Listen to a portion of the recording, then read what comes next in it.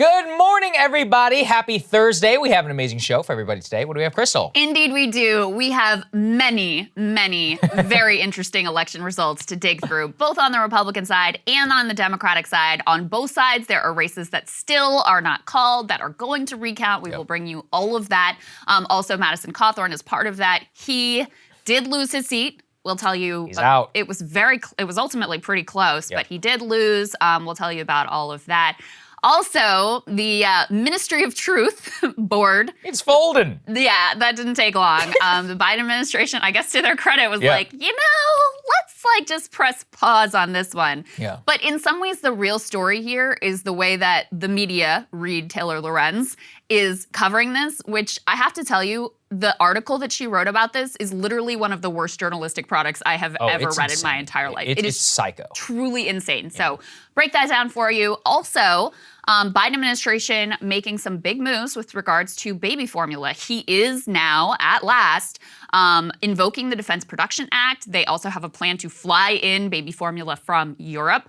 Obviously, those shortages have been devastating for moms and babies and families. Just a terrible thing that people have been going through. So we will bring you those details. We also are excited to bring geopolitical strategist Peter Zeihan onto the show. He can talk Ukraine and Russia. He can talk China. He can talk the world going forward. He's got a new book out called The End of the World is Just the Beginning, which is not exactly a hopeful read, but maybe an important one nonetheless. But we wanted to start this morning with the big primary results. And Saagar, let's go ahead and start with the Republican side of things. Yeah, we were hoping that we would be able to give you full results, but unfortunately, the count continues in Pennsylvania. Let's put this up there on the screen. David McCormick and Mehmet Oz continue to be locked in the race for the GOP Senate nomination. Now, in terms of where the things stand literally right now, honestly, it is almost certainly going to a recount because it is within the 0.5 percentage. Now, the McCormick team and the Oz team are both saying that they have this thing in the bag. Dr. Oz appeared on Sean Hannity. He said that he's almost certain that he's going to pull it out. But, you know, the top strategist who works for actually works for David McCormick just came out this morning, and here's what he had to say. At the end of last night, Dave was down 2,700 votes. Today, out of the 10K of the 33 absentee ballots that were counted, we continue to average a plus 10% victory. We have closed the gap by 1,500 votes. Dave is now only down by 1,200 votes with an estimated 20,000 GOP absentee ballots left to count.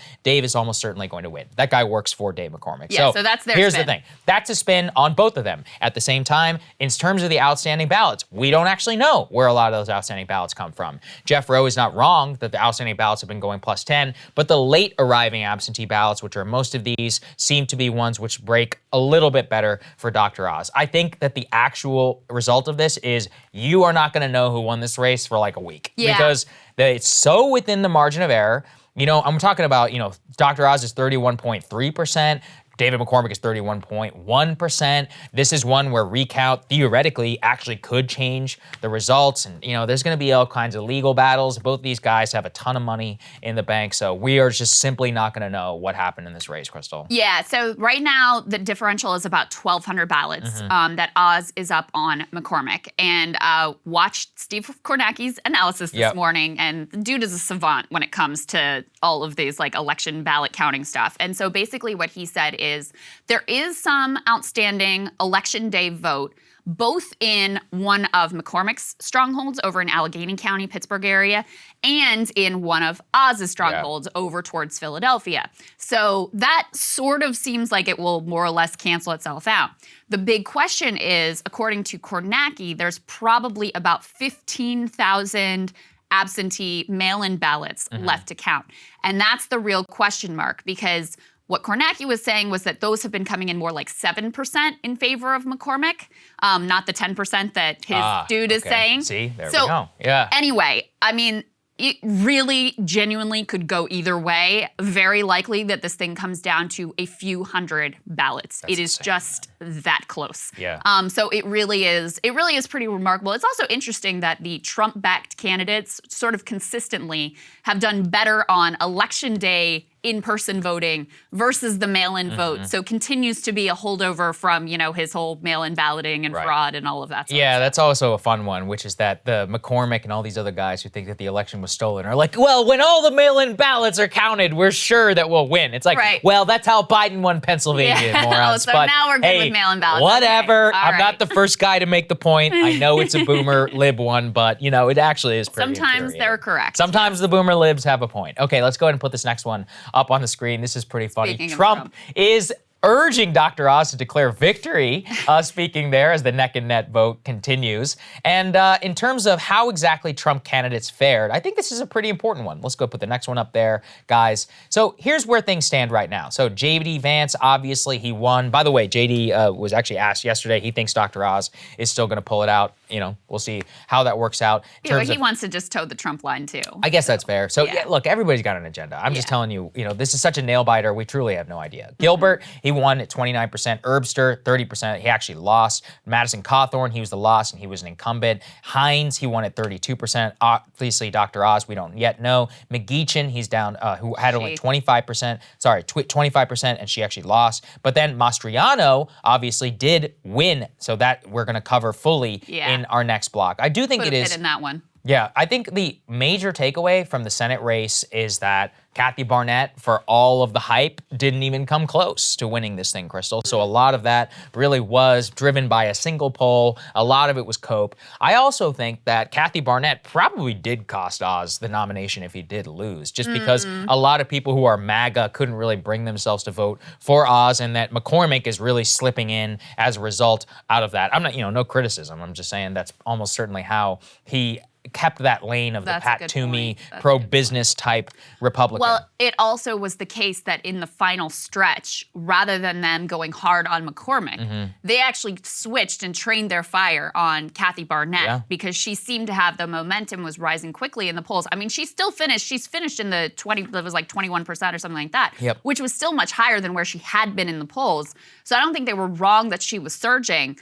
But yeah, by focusing and training their fire on her rather than staying focused on McCormick, they let him kind of sneak in here. And also you can see, I mean, he must have had a pretty effective organization to have banked all of these mail-in ballots early on before the final stretch of the campaign. So it is interesting. I mean, Saagar, we were talking a little bit about, by the way, I think the fact that Trump is saying, hey, Oz, you should go ahead and declare victory. And he said something like, before they find the mail-in ballots and, make you lose or whatever. To me, that's almost maybe the best indicator we have that they actually do think McCormick may pull this thing out in the end. Who knows? Maybe he doesn't know anything more than we do, and he's just sort of getting ahead of this thing in case it goes south.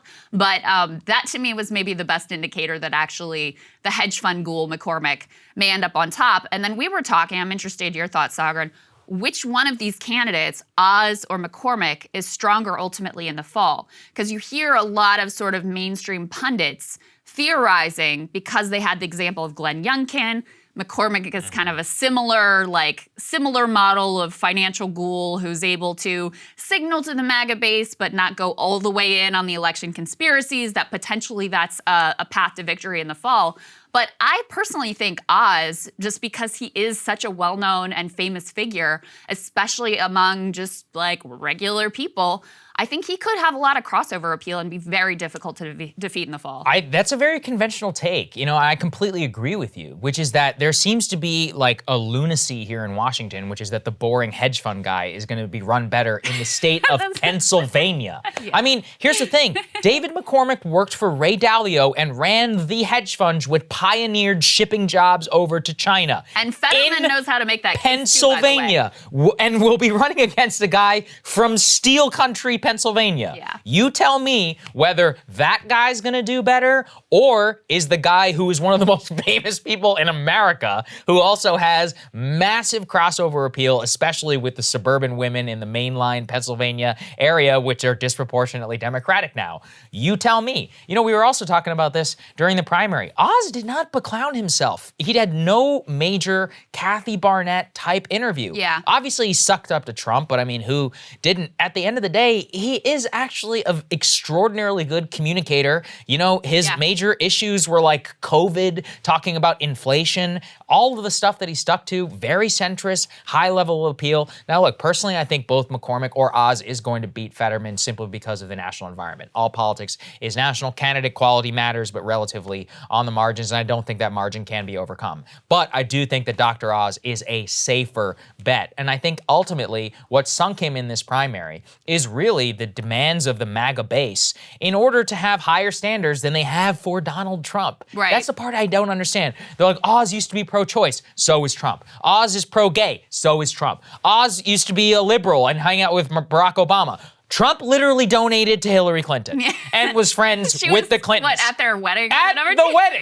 I mean, this is what drives me insane. I don't understand. Yeah. I'm like, look, from a purely strategic perspective, do you want a legitimate A-list celebrity, one of the most famous people in America, or do you want David McCormick, who obviously was also liberal in the Goldman Sachs like sense and is now fake inventing himself as some Harley which writing. Nobody ever buys. Both of these guys are rich carpetbaggers. Actually, Oz is worth $400 million, and he's probably the poorer man in that race. Almost definitely.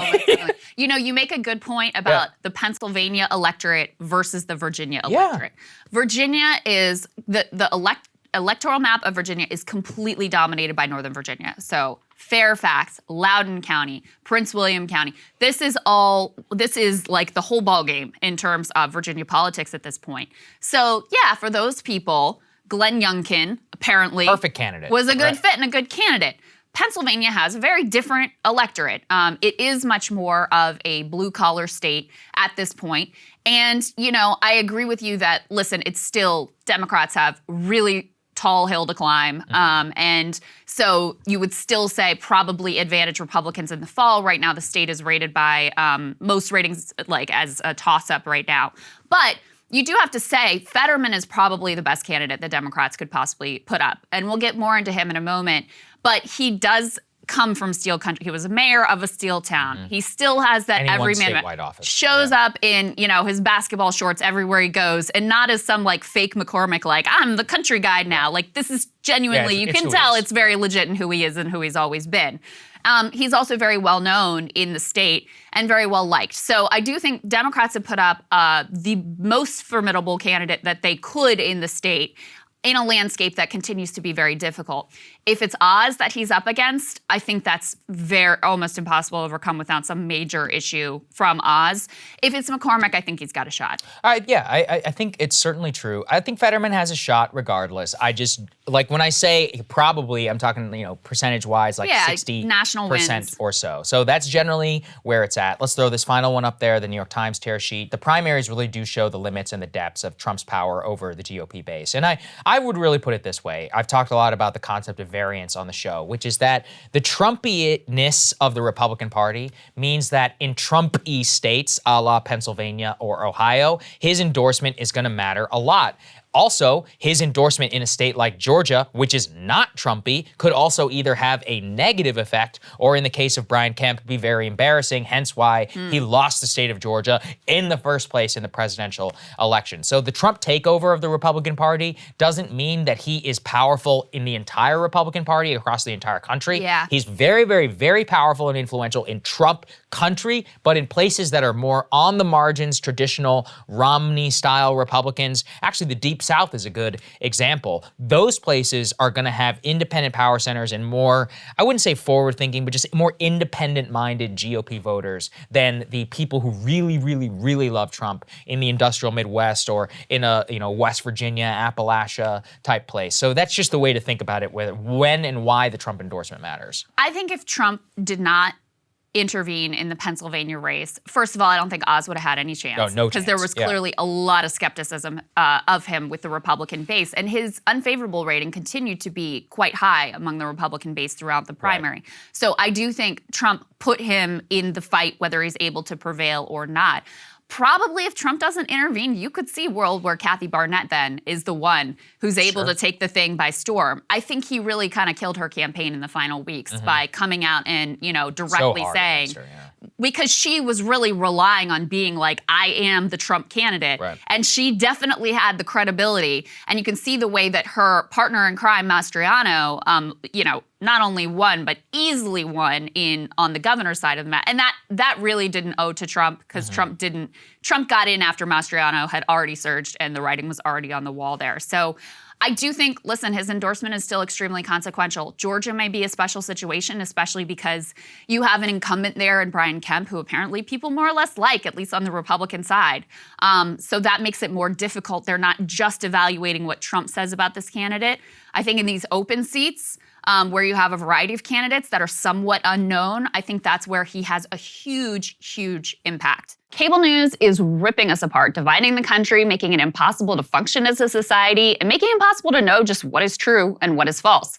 But the good news is they are failing and they know it. That is why we're building something new, a new mainstream, a healthier one, something more trustworthy, something that we are going to need in one of the most pivotal times in American history. We are building up here for the midterms, for the upcoming presidential election, but we need your help. So if you can help us out by becoming a premium member today at breakingpoints.com, we're trying to change America for the better and the entire world. So what are you waiting for, guys? Go to breakingpoints.com and sign up and help us build a new mainstream.